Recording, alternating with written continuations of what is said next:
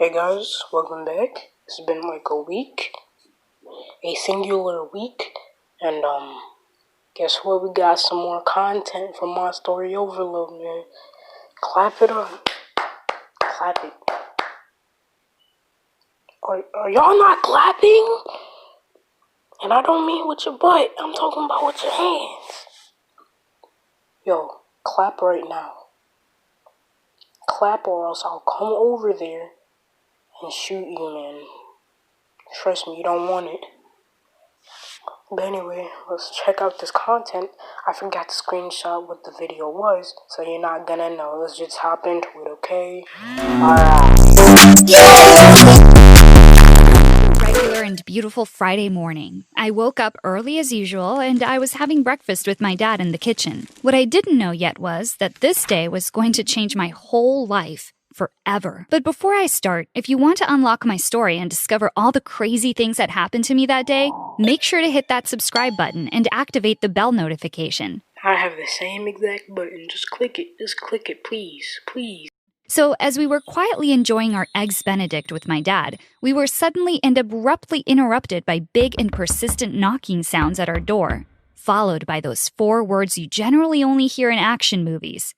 Police! Open the door! My dad rushed to the door and opened it. 2 police officers were standing. We are looking for Jenna Atkins. Is she living here? I was thinking, oh God, is this because I skipped high school again the other day? Damn, the principal was not playing when he told me he'd take care of my case seriously. So you thought your principal had the time to call the cops on you just for that?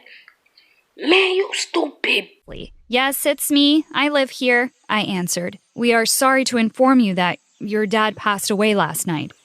Her dad passed away, but isn't he right there? He's right behind her. Man, you stupid bitch. We found a letter with your name and address and a pair of keys to his apartment. We are deeply sorry for your loss, miss. Sorry, what? Pardon me, officers, but you must be mistaken, I said. My dad is right here, standing up. Actually, he is the one who just opened the door for you. I looked at my dad. He was flashing red. Is he going to die today too? I thought. He's acting like he killed the father. Wait, did he? Thanks a lot for letting us know, officers. Have a good day. And hurriedly closed the door. It was at this very specific moment that I knew something was wrong here. Very wrong. Sweetie, we need to talk, my dad told me. Well, yes, obviously. Dad, what was that? Maybe we should wait for your mother to come back, he said. But I couldn't wait any longer. Seconds felt like hours, and I urged my dad to tell me right away what was going on. What secret were they hiding for so long? And then it happened. The cat was out of the bag, finally. After almost 18 years of existence, my dad revealed to me the big secret. I was adopted. Stories like these end up like, oh, you're adopted. Then they go on this expedition to try to find their mother, their birth mother, only to find out that she's dead. And that she's lonely. And that she did all that for nothing. All the stories are the same, bro. Well, that explained the blue eyes, I said coldly, probably out of the shock of the news I just had. Then I couldn't speak for hours. My whole life was completely turned upside down. All these years were just built on lies and secrets, I thought. So many questions ran through my head. Okay, so I am adopted. That's a fact now. I know who my dad is, or at least was. But who is my mother then? Speaking of my mother, my now adoptive mother came back home. When she saw our faces, I swear she knew. Maybe my now adoptive dad texted her before, but anyway, she knew. So we just sat down, the 3 of us, in silence. I started asking questions, a lot of questions, but they couldn't or wouldn't give me any answers. They said they didn't know who my birth parents were because they chose to never open my adoption case, and that for them, I was their daughter and that they loved me, blah, blah, blah, blah, blah. Yes, sure, I get it. But what I needed back then was answers. That's the least I can ask for after 18 years of secrets, right? We decided to take some time off of each other so everyone could process what had just happened to our family. See, this is why you keep your mouth shut. You break a whole family in half. My parents went away for a week and I stayed home alone. I couldn't stop thinking about this, obviously. My mind was playing tricks on me and sleeping became a mission. After a few days of heavy and constant thoughts, I decided to ease my brain off a bit and think about something else. I love cooking, so I decided to make my favorite pie. I remember my mom had a very good recipe in one of her cookbooks. I looked for it in our bookcase. When I finally found it, I took it out, and a box fell on the ground as well. And oh boy, what I was about to find out. The box contained hundreds of letters. Letters from my father, my real father. Oh man, this just turned from 0 to 100 real quick. Real quick. I started reading a few of them and quickly understood that he was actually in touch with my parents for years, probably from the beginning. So that means my adoptive parents knew the whole time who my real father was. They really kept to her face like, we don't even know your father or mother's name.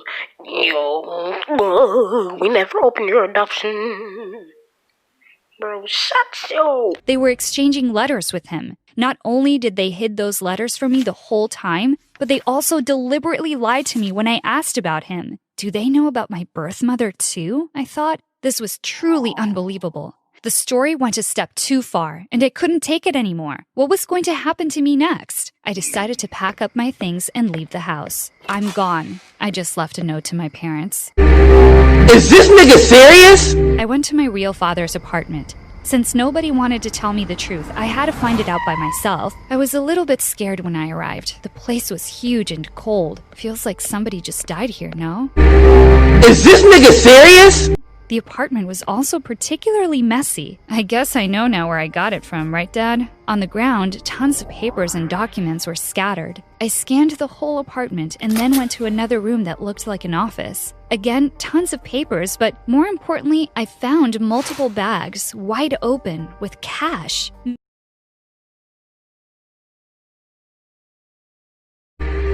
Is this nigga serious? Millions in cash. Again, like an action movie. I instantly thought, oh my god, was my dad a drug dealer or something? What dark business was he running? Am I the daughter of a cartel leader? Please, Lord, have mercy on me. I had enough discoveries for the week. I kept on browsing the room and then found multiple real estate documents. I didn't pay too much attention to it until I saw my name written on it. I don't know a lot about real estate, but turns out I was apparently a landlord owner. Another one.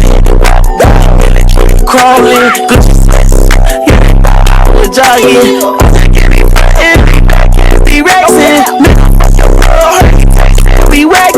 with, to my knowledge back then, at least 5 apartments in town that belonged to me. And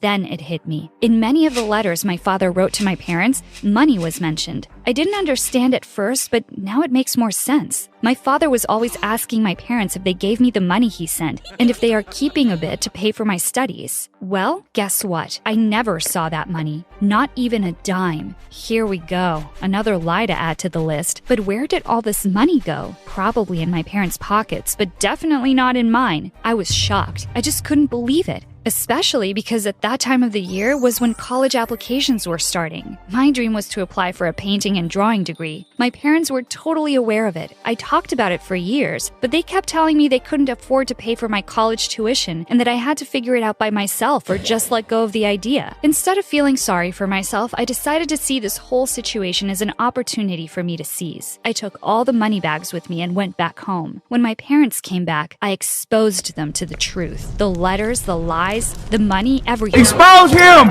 Expose him! They went silent, as usual. My mom finally told me that they didn't know how to handle this situation from the beginning. Stop the cap! Stop the cap right now! Stop the cap! No bullshit, bro! And got tangled in lies over the years. What about the money, I asked. We wanted to keep the money for your 18th birthday. Stop the cap! Stop the cap right now! Stop the cap! No bullshit, bro! But as we got caught up with debts over the past few years, we didn't have a choice but to use it, my dad coldly answered. Do you know anything about my birth mother at least? And please don't lie to me this time, I asked one last time. They swore to me that they didn't know anything about her. But anyway, None of their words mattered to me anymore. So I just left, again. But this time, for good. I packed all my things up and moved to the other side of the country. You didn't have to go to the other side of the country, bruh. Where my drawing and painting college was. With all the money my father left me, I could afford the college tuition and even rent in a small student residence. A new life was starting for me, a new beginning. I was finally doing what I wished for so many years. Drawing and painting were my escape. And going to college really helped me cope with all the crazy things that happened to me back then. I was particularly enjoying my drawing class. And for the final exam of the semester, we had to submit a collaboration work with one of our classmates. I didn't know a lot of people there. Everyone seemed to already have friends, and I had trouble blending in. So I just picked the first classmate that was sitting next to me, a boy who also seemed as lost and confused as I was. Alright, there's two options. Because I see something. That they both got the same eye color. Well, not the same exact eye color, but they got similar eye color. That's besides the point. But, either could be A, their siblings. Nah, how about three? Okay, A, their siblings. B, they just have the same eye color. Or C, they're cousins. Are you interested in joining me for the collaboration work? I asked. I don't know. Do you know how to draw well? He asked. Well, I'm here, so I guess I know how to use a pencil a bit. Okay, let's meet at the library after class. Why is it so unsynced? Damn, bad quality got so bad. Like, that didn't make any sense. You know what, I'm not even gonna record this part again, so just excuse my grammar. Class, he told me. Well, that's a date, I guess, I internally thought. Blending in wasn't complicated after all. We met at the library after class. The least I can say was that boy wasn't a talker. He just sat down and waited for me to talk and take the lead. Well, at least he was pretty cute, so things were definitely going to be interesting. As I was getting drawing sheets out of my bag, some of my father's real estate documents I always carried with me fell on the ground. As he was helping me gather things up, he completely froze for a minute and kept staring at the documents. Where did you get those papers? He asked me. Well, boy, you're not a talker, but you're pretty curious. Those papers are private, I told him. No, wait, how do you know this guy? The one with his name on the paper, he asked. This guy was my father. He passed away a few months ago. Why? And just when I thought all those stories were behind me, it came back like a boomerang. A whole new episode to this crazy show that was my life was about to happen.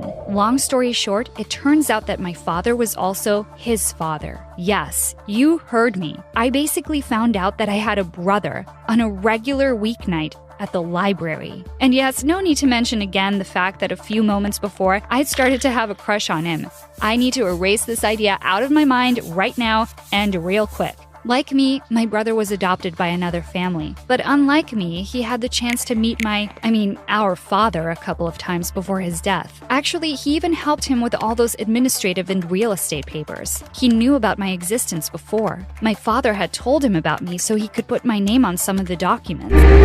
Is this nigga serious? And you never wanted to find me? I asked. I did want to, I just didn't know how. He just gave me your name, he answered. Crazy that I had to cross the whole country to finally learn that I had a brother. We talked and bonded for days after that. We had so many things to share and discover about each other. But the more we talked, the more I felt like there was something wrong, or at least something that I didn't know and that he hadn't told me yet. Every time I mentioned our birth mother, who she might be, where she could be, he was evasive. He was always trying to move on to another subject. That was weird. How don't you want to know about your birth mother after all these years? One day, I was just tired of it and asked him, do you know something I don't about our mother? Do we at least have the same mother? Yes, we do, he simply answered. And after hours of trying, I finally dragged out some answers. It turns out that the only thing he knew was that our mother was living in the same city as us. Our birth mother was right here, next to us. I couldn't stop moving around. We have to go find her, I kept repeating to my brother. He wasn't as excited as I was.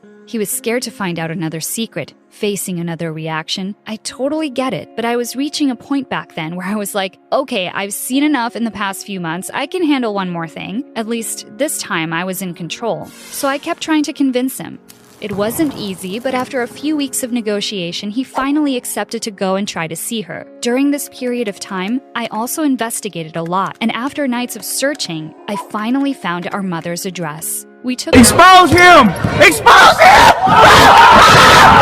a car and went to the address. She was living in one of the poorest neighborhoods in the city. I remember us staying in the car for hours, waiting to see her get out of the house before going in, just to see what she looked like. But I was getting impatient. Okay, come on, let's go. We didn't drive this far just to stay in the car and give up, I said to my brother. We knocked. As she opened the door, she stared at us for a few seconds. She knew who we were. I guess the mother instinct never fails you. Are you? She said. Yes, we are. It's us, Mom, my brother answered. She let us in and we sat down in the living room. We talked for hours. I didn't even remember all the things we said as there were so many. We finally asked, why? Why did she abandon us? Why did she abandon us? Why did she never try to find us? My father left her after I was born. When he left, he just disappeared with me and my brother under his arms. My mother was devastated. For years, she tried to find us as the police gave up on our case after just a few months of investigation. She thought that all this time we were with my father, growing up with him by his side, and that one day